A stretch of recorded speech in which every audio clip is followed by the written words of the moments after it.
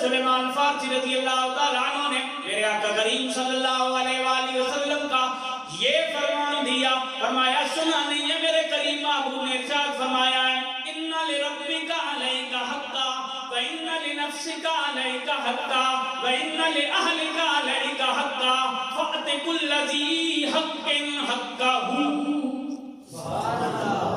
فرمایا تیرے رب کا بھی تیرے اوپر حق ہے، تیری ذات کا بھی تیرے اوپر حق ہے، تیری بیوی کا بھی تیرے اوپر حق ہے، فَآتِ كُلَّ ذِي حَقٍ حَقَّهُ، ہر حقدار کو اس کا حق دو۔ یہ ہے ہمارا دین۔ یہ ان پڑھ جاہل قسم کے لوگ اسلام حق نہیں دیتا۔ کون سی شے ہے جس کو اسلام نے حق نہیں دیا؟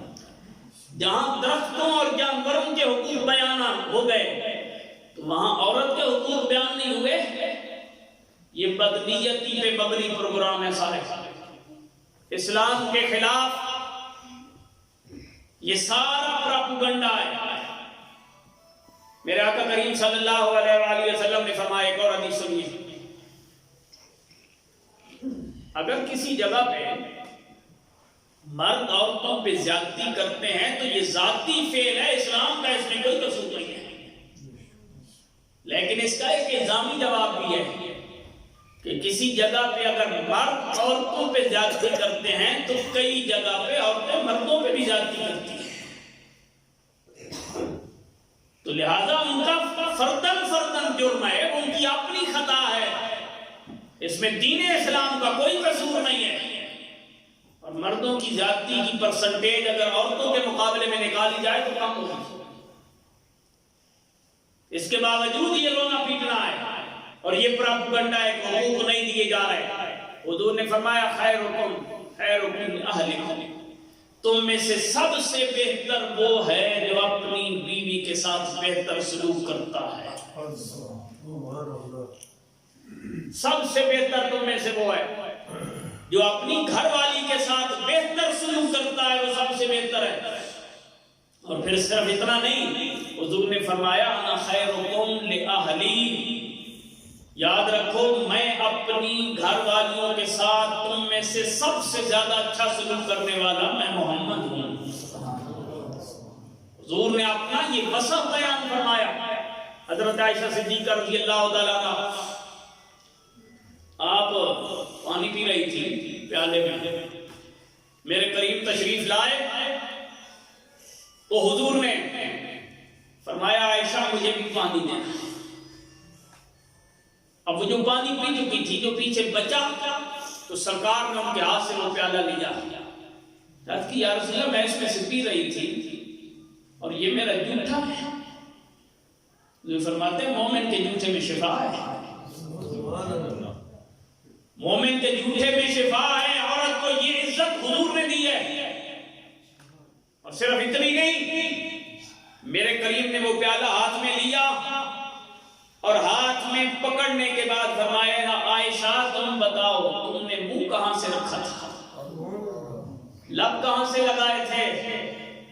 حضرت عائشہ کہتی ہیں میں نے بتایا، حضور نے وہیں پہ لب مبارک رکھ کے پانی پی لیا۔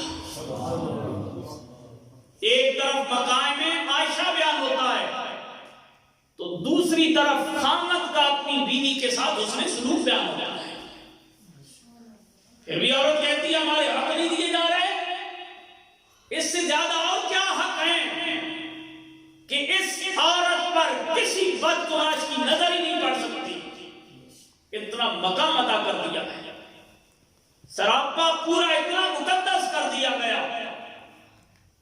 قرآن کہتا ہے وَعَاشِرُوهُنَّ بِالْمَعْرُوفِ، ان عورتوں کے ساتھ حسن معاشرت کے ساتھ پیش آؤ، اپنی خواتین کے ساتھ، اور ان خواتین کے ان حقوق کو قرآن نے جا بجا بیان کیا۔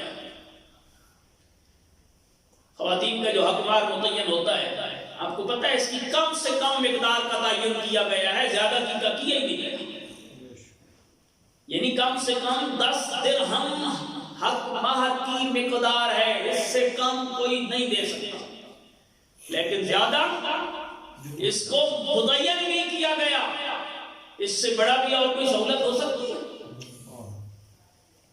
حالانکہ عورت کے لیے حکم کیا ہے؟ ماں ہے، بیٹا سنبھالتا ہے، بہن ہے، بھائی سنبھالتا ہے، بیوی ہے، شوہر سنبھالتا ہے، بیٹی ہے، باپ سنبھالتا ہے. یعنی نام نفقہ، سہولت، پروٹیکشن دینا، حفاظت کرنا، اخراجات دینا. عورت کے اپنے ذمہ ڈالا ہی نہیں گیا. بیٹی مانگ کے آئی تو باپ نے خرچہ کیا، بہن ہو گئی بھائی نے خرچہ کیا، بیوی ہو گئی شوہر کے ذمہ آ گئی، ماں بن گئی بیٹے کے ذمہ آ گئی. عورت کو تو ہر جگہ اسلام عزتیں دے رہا ہے. میرے آقا کریم صلی اللہ علیہ وآلہ وسلم نے فرمایا کتنی عزتیں دی جا رہی ہیں عورت کو. میرے کریم نے فرمایا جس کی 2 بیٹیاں گھر میں آئیں، پروان چڑھی، باپ نے ان کو پڑھایا لکھایا بڑا کیا جوان کیا، پھر ان کی شادی کر دی. میرے کریم نے فرمایا قیامت والے دن یوں مجھ سے ملے گا سبحان اللہ جس نے اپنی بیٹیوں کو پروان چڑھایا بڑا کیا ان کی شادی کی ہے. قیامت والے دن حضور کے ساتھ یوں ملاقات ہوگی. اتنی عزت افزائی بیٹی کے ذریعے، کیوں کہ تاکہ باپ بیٹی کے پیدا ہونے پہ اسے زندہ درگور نہ کرے. جس بیٹی کو زندہ زمین میں دبایا جا رہا تھا اس بیٹی کو میرے کریم نے، آقا کریم صلی اللہ علیہ وآلہ وسلم نے اس بیٹی کو یہ عزت عطا کر دی ہے کہ آج وہی بیٹی اگر باپ پالتا ہے جوان کرتا ہے، اس بیٹی کو اگر باپ جوان کر کے شادی کرا دیتا ہے، اللہ کریم کے بابو فرماتے ہیں کل قیامت کا دن آئے گا اس سے میری یوں ملاقات ہوگی. حق دیا ہے کہ نہیں دیا؟ 2 نہیں ہے جی. معاشرہ ایسا ہے کسی کی ایک. میرے آقا کریم صلی اللہ علیہ وآلہ وسلم نے فرمایا اگر ایک بیٹی ہے اسے پروان چڑھایا، جوان کیا، اس کی شادی کر دی، اللہ کی بندی کی، یوں خدمت کی. حضور نے فرمایا ایسی بیٹی کی خدمت کرنے والے باپ کی ملاقات قیامت والے دن مجھ محمد سے یوں ہوگی. بیٹی کی عزت ہے کہ نہیں ہے؟ جس بیٹی کو زندہ زمین میں درگور کیا جاتا ہے اس بیٹی کو میرے کریم نے اتنی عزت عطا فرمائی.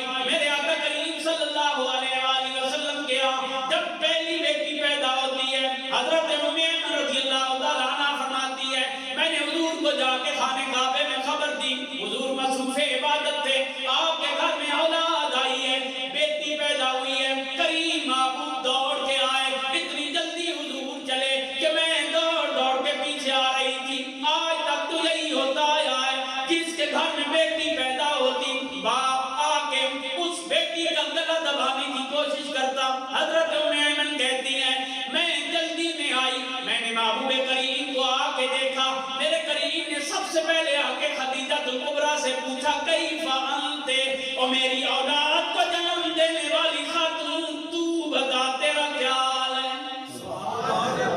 عورت کا حال پوچھا گیا. پھر کریم نے بیٹی کو اٹھایا، معصومہ کو اٹھانے کے بعد میرے کریم نے اس کو بوسہ دیا. حضرت ام ایمن کہتی ہیں اس معاشرے میں پہلی مرتبہ یہ دیکھا گیا کسی باپ نے بیٹی کا ماتھا چوما.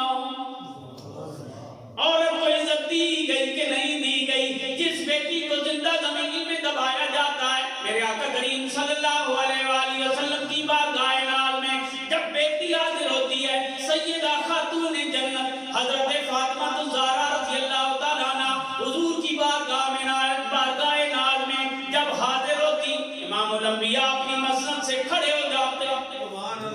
حضور مسند سے آگے نکل کے اپنی بیٹی کا استقبال کرتے، اس کے سر کے اوپر اپنا دست نبوت رکھتے، ان کی پیشانی پہ بوسہ دیتے، اپنی جگہ پہ بٹھاتے.